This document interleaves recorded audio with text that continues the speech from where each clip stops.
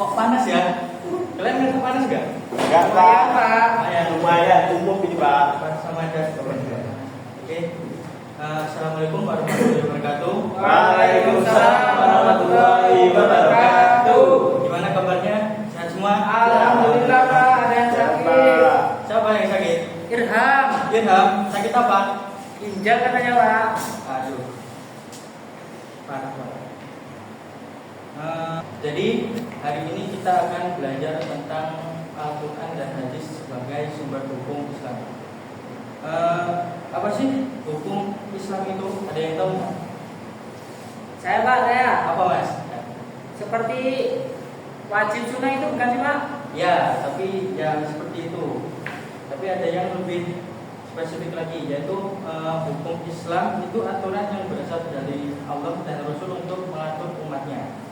Nah, sekarang menurut kalian mana hukum Islam itu berasal? Apa mas? Dari surga, Pak. Dari surga, Pak. Ya. Jawabannya sangat bagus. Tapi itu bukan jawaban yang benar. Ya, jawabannya itu satu itu Al-Quran, Al-Quran. Dua hadis. Apa itu Al-Quran? Ada yang tahu nggak? Saya, Pak. Apa mas? Kalam Allah, Pak. Ya benar sekali. Jadi Al-Quran itu adalah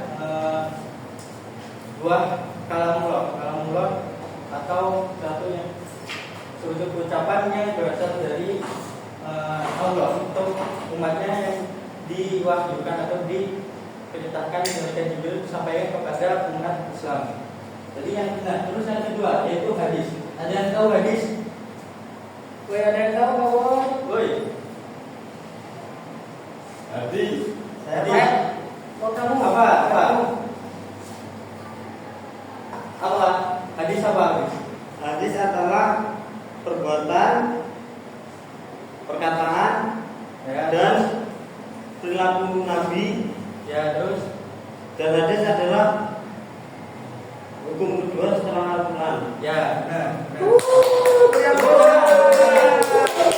Ranking 1. Jadi Al-Quran dan hadis di dalam agama Islam itu menjadi sebuah hukum utama. Dan sebagian ulama itu juga mengambil hukum itu juga dari hadis, karena dalam Al-Quran itu tidak semuanya diterangkan. Kayak contoh sholat. Di dalam sholat, di dalam Al-Quran itu hanya menjelaskan tentang waktu sholat dan penyuluhan pelaksanaan waktu sholat. Tapi di dalam hadis itu secara terperinci, seperti waktu, gerakan, dan bacaan. Nah, terus sekarang kita coba pikir. Sekarang kan zamannya zaman serba digital, semuanya serba digital. Contoh transaksi online, semuanya lewat online, media sosial. Nah, apakah semuanya itu di dalam Al-Quran diterangkan? Ada enggak? Pastinya kan enggak ada ya. Nah, disitulah titik menariknya Al-Quran. Jadi Al-Quran dan hadis itu menjadi sumber hukum utama, yaitu tadi karena tidak semuanya terdapat di Al-Quran. Para ulama mengambil hukum itu juga dari Al-Quran dan hadis.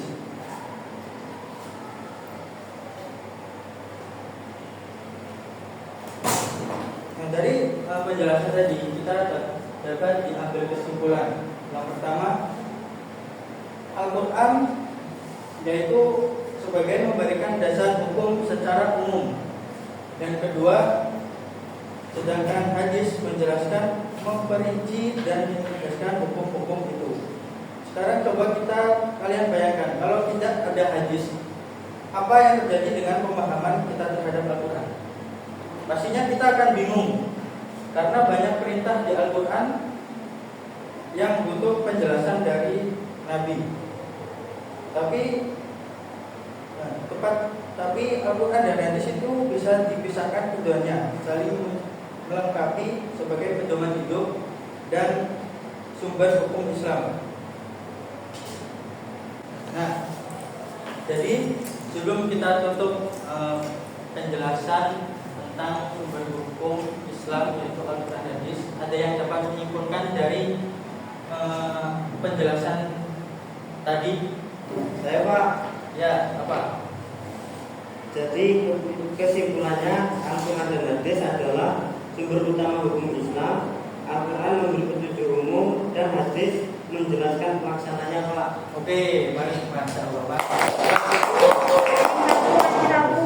Semoga kita semua bisa menjadikan Al-Quran dan hadis sebagai pedoman hidup kita sebelum kita berbuat sesuatu. Amin. Terima kasih untuk waktunya. Karena sudah siang, panas, Ya, lapar Pak. semuanya, ya kan?